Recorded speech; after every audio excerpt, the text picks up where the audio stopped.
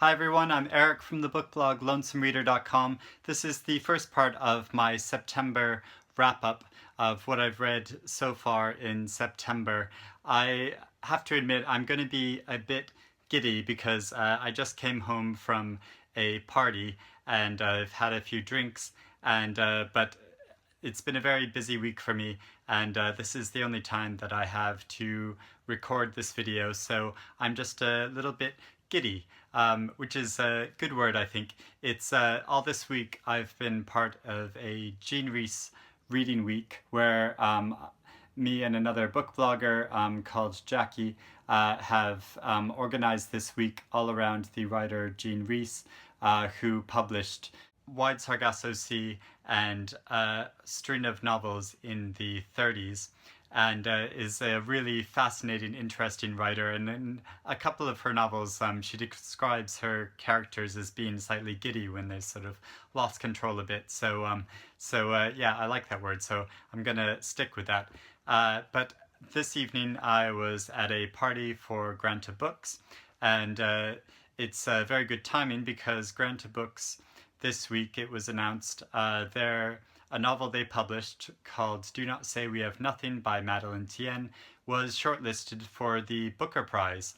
And I was so happy about this news because in my previous videos, after I read Do Not Say We Had Nothing, I was really enthusiastic about it, and I think it's a great novel. I was hoping it was going to be on the shortlist, and it is, and that is so great to hear. And it's been wonderful because another booktuber, Jason Purcell, who is Canadian, as is Madeleine Tien, the author, he is a huge fan of her writing.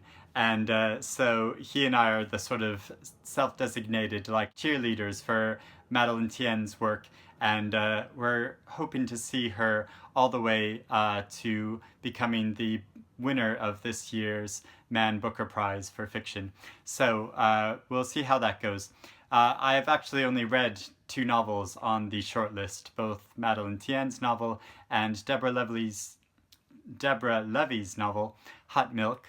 And I love both of these books. I think they're both great. And so I do want to reserve my judgment until I've read the other four books. I'm hoping I'll have time to read the other four books and then really be able to make an educated decision about who I think should win the Booker Prize. But trust me, Madeleine Tien's novel is beautiful. I really hope that you read it. And I had the privilege earlier this week, because it's been a busy week, one of the other events I had to go to on Tuesday when the Booker Shortlist was announced, there was a special party centered around the Booker Shortlist. And this was held at this really beautiful venue, the Serpentine Pavilion in Kensington Park. There's a Serpentine Gallery, and next to it every year they have a special pavilion that an artist creates. And this year it was, the pavilion is a sort of box-like structure, and I'll show you a clip from that evening, both an introduction for the shortlisted authors, and Amanda, the chair of the judges, gives a little bit of a speech about the quality of the fiction. I was in a slightly precarious place at the back, so I couldn't record all that much of the speech, but just to give you a taste of what the evening was like and what the venue looked like. The hottest Man Booker Prize shortlist day in living memory.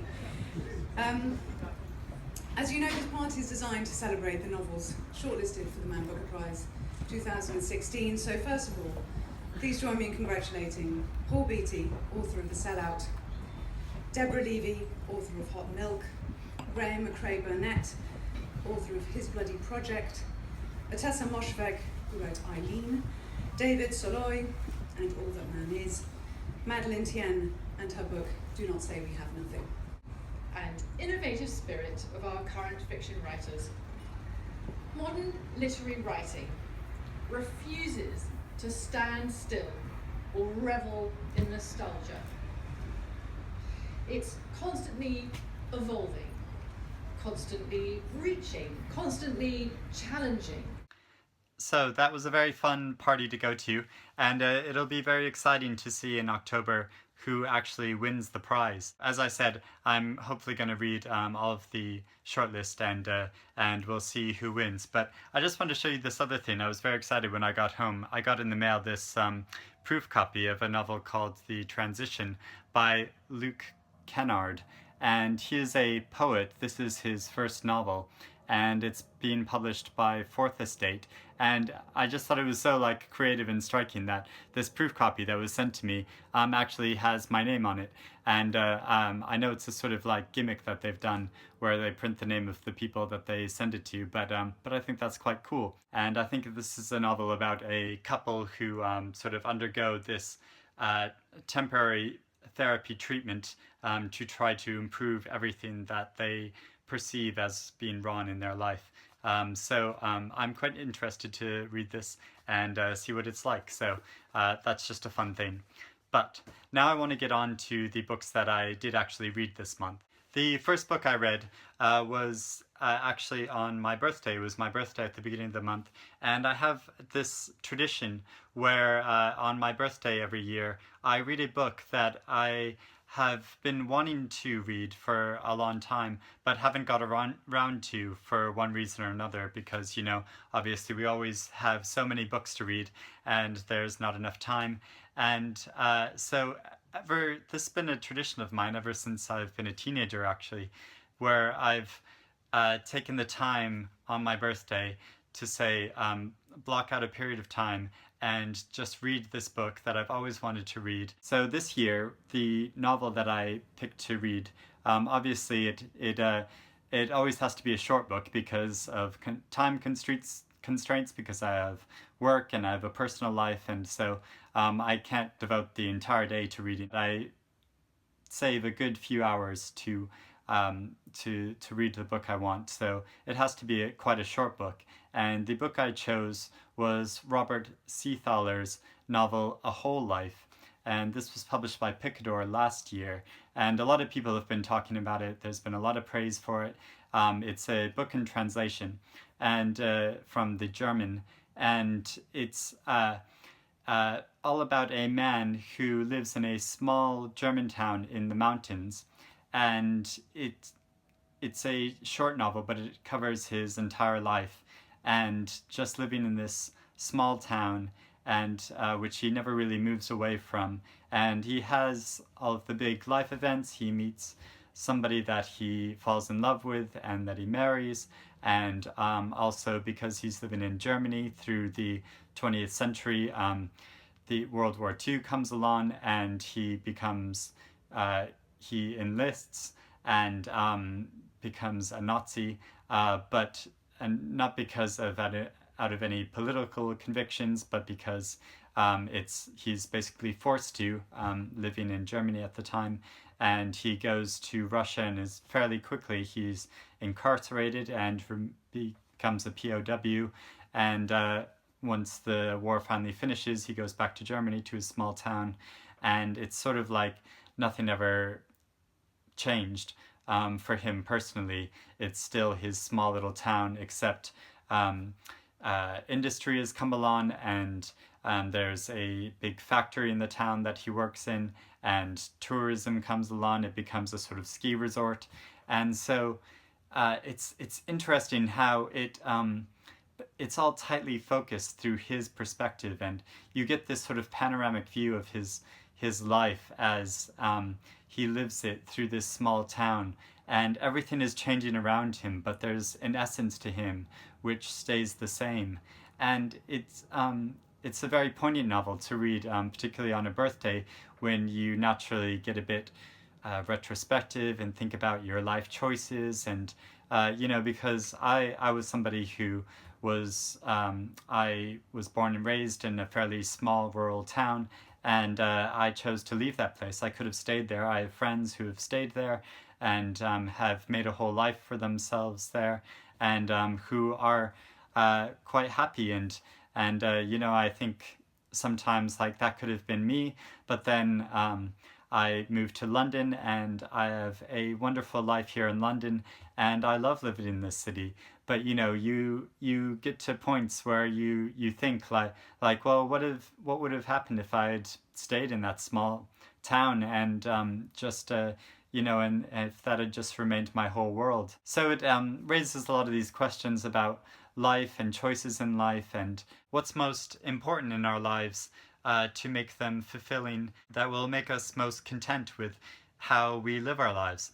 Anyway, I'm going a bit on a tangent, but I thought this was a really striking, lovely novel, and it was a beautiful read to start the month and for my birthday. So I really recommend that. The next novel I read was Amor McBride's novel, The Lesser Bohemians. This is her second novel. Her first novel, A Girl is a Half-Formed Thing, won the Bailey's Prize a couple of years ago, and she is a really fascinating original voice, has a very striking prose style, very different from anything you would probably read before. It's quite experimental. It's this sort of inner voice of a consciousness, and she carries that style through from her first novel. But this novel is quite distinct. It's different. It's about an 18-year-old Irish girl who moves to London in 1994 and to study acting and to become an actress herself. And she starts having an affair with a man who is twice her age, who is a fairly well-known, well-regarded actor. And so it's about their whole affair. It's her first romance, her first love, the first time she's had sex. And it goes through all of those emotions of that experience of romance, but not in a sentimental way. It's very raw and real, and because it has this inner voice, it gets to her experience in this way that I've never read about before in how love is described or in how sex is described. And I thought it was very effective, and the novel sort of takes a surprising turn. It partway through the novel, it switches to basically a dialogue she's having with this man that she's fallen in love with, and for quite a long section you get his speech, which is very straightforward, much more straightforward than her sort of inner voice of her consciousness. It's the story of his life, basically, and he's had a very difficult life. He had an abusive childhood where his mother was both physically and sexually abusive to him, and the trouble that's caused him in his life. He developed a drug addiction and relationship problems, and he had a daughter. Because of all these difficulties in his life, he's been separated from, and who he misses very much. And so the novel gets at how our relationships are really so influenced both by our parents, by our upbringing, by our former relationships, by all our emotional complexities that go into them, and we don't even realize. We sort of believe in a way that when we start a relationship we have this blank slate, but actually there's all of these aspects of our psychology and our past come out in this very intense union that we form with people, and it's sort of working through some of those issues, and it shows the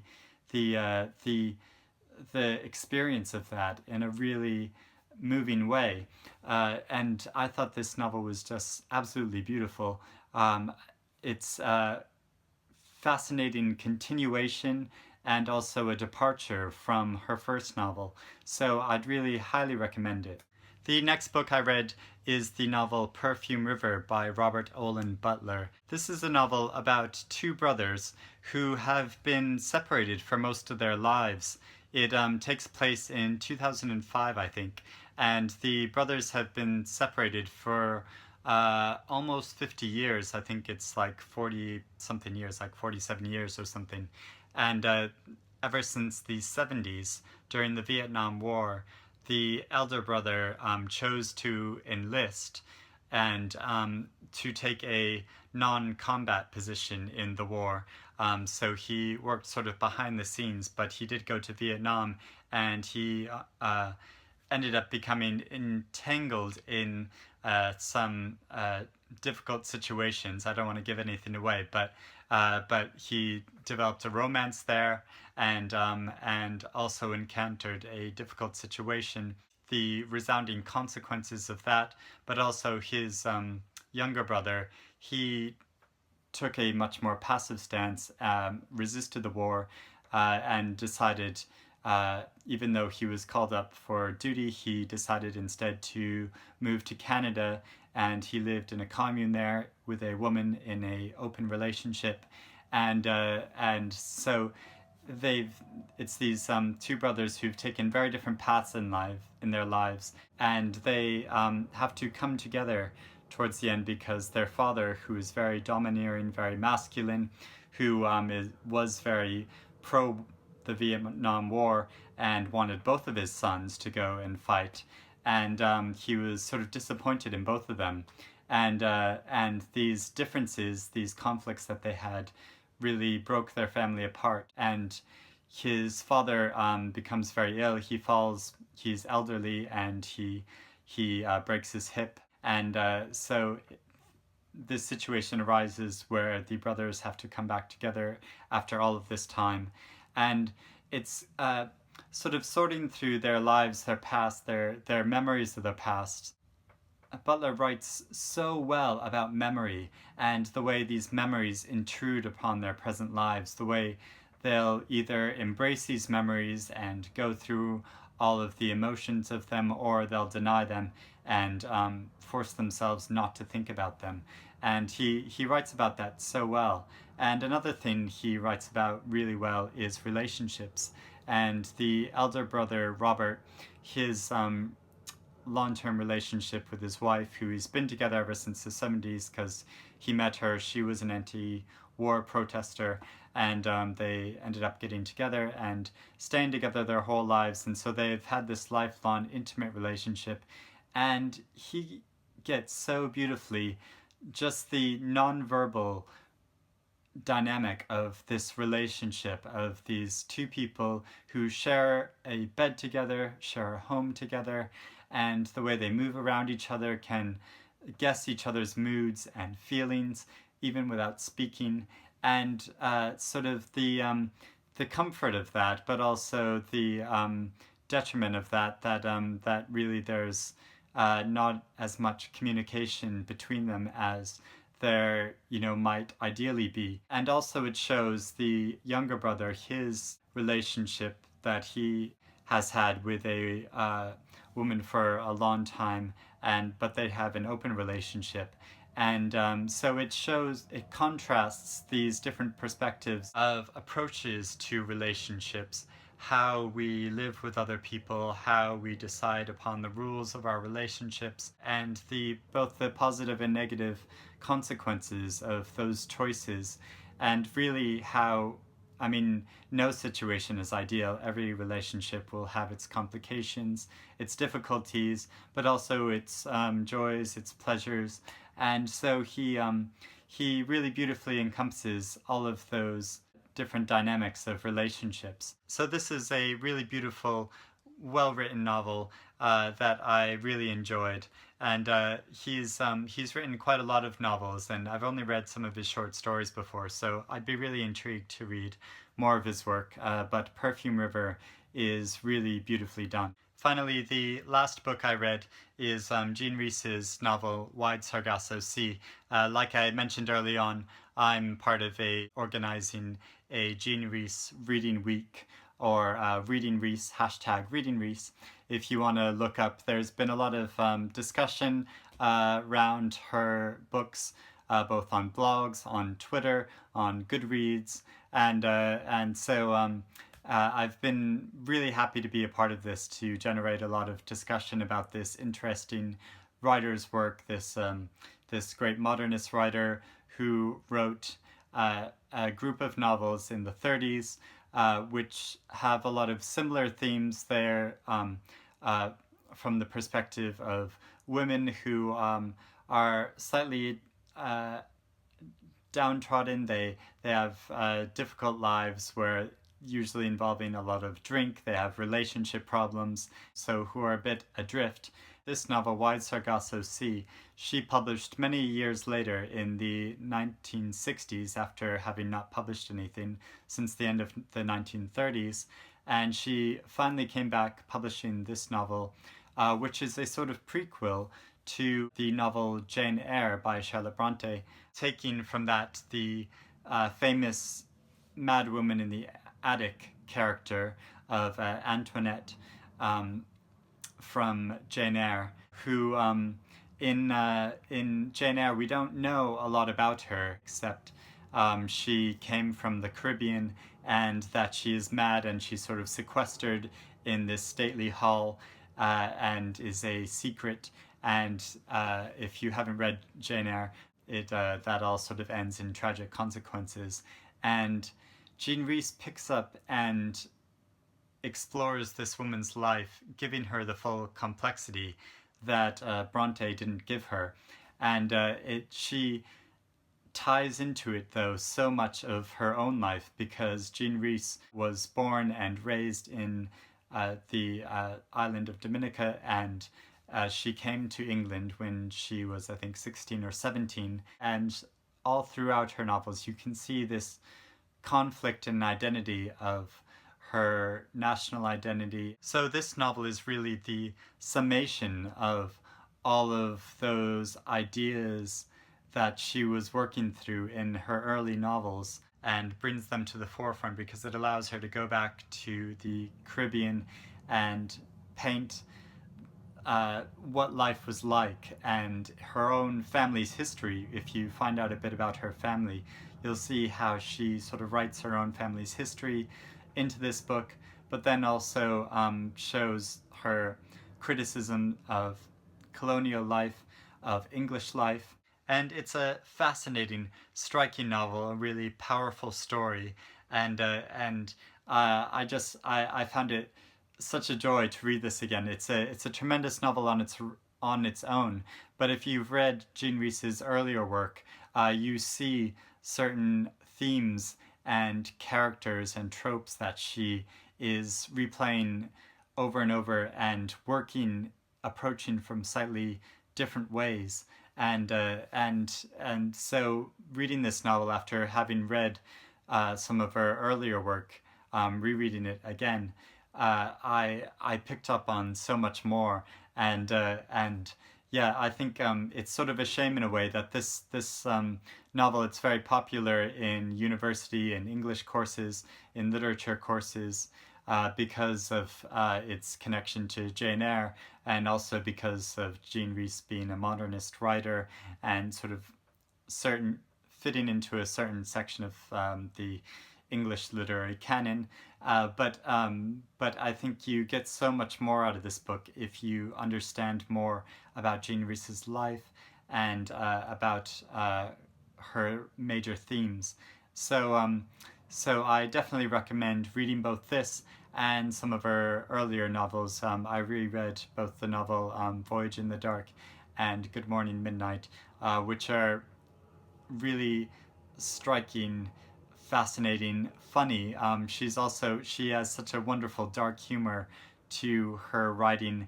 You feel like you fully inhabit their perspective of the world, and she's just a beautiful writer. So I highly recommend you read Jean Rhys at some point, if not Wide Sargasso Sea or some of her earlier novels. So that is what I've read in September so far. I'm actually also partway through a couple of books. Speaking of Jean Rhys, I'm also reading her unfinished autobiography called Smile, Please. She died before she could finish this book, but you get in it the beginning of her life, the actual story of her upbringing in the Caribbean, and the story behind her family. So this is really fascinating insight into her early life, and also a wonderful introduction by her editor Diana Anthill, and her relationship with her work and you get real insight into the production of her novels and the long process that it took for her to complete Wide Sargasso Sea. I'm really enjoying this. And also I'm reading this wonderful short story collection by Jesse Greengrass with the very long name called An Account of the Decline of the Great Auk, according to one who saw it. And I'm reading this book in for this very special event that is happening on September 29th. If you live in London or if you're going to be visiting London, there is an event which I'm going to be chairing at Waterstones in Tottenham Court Road on September 29th at 7 p.m. where I will be interviewing these three different authors. Lisa McNerney, who won the Bailey's Prize this year, and also the Desmond Elliott Prize for a first novel, and also this novel called The Loney by Andrew Michael Hurley, which won the Costa Book Award last year. And Jesse Greengrass's book of short stories won the Edge Hill Short Story Prize this year. So these are all prize-winning authors, and I have the enormous privilege of chairing this event where I will be interviewing, asking them all questions, and it's a public event. So go to the Waterstones Events website and look up the Tottenham Court Road branch, and you can buy a ticket to this event. It's going to be so awesome. I'm so excited about it, and also slightly nervous, but I think it's going to be a wonderful event. We'll have so many interesting things to talk about. I've met Lisa McNerney before. She is a great person. She's so much fun. And so it's going to be a great event. So I hope you can make it. And if you can't, at the end of September in my wrap-up, I'm sure I'm going to be talking about it. So if you want to hear about that or my thoughts on other books, please subscribe to my channel if you haven't done already. If you click see more, I'll post a link to that event, and also to my reviews of all the books that I've talked about, and to information about Jean Rhys Reading Week if you still want to join in. Conversations will continue to go on in our Goodreads group, and I'll post other links down there. But also, I'd love to hear from you in the comments about what you think about any of the books I've talked about, if you're interested in reading them, or if you've read them already, what you think about them. Also, let me know all of the great new books that you've been reading. I really would be interested in hearing about it. And so thanks for watching, and happy reading, guys. I'll see you soon.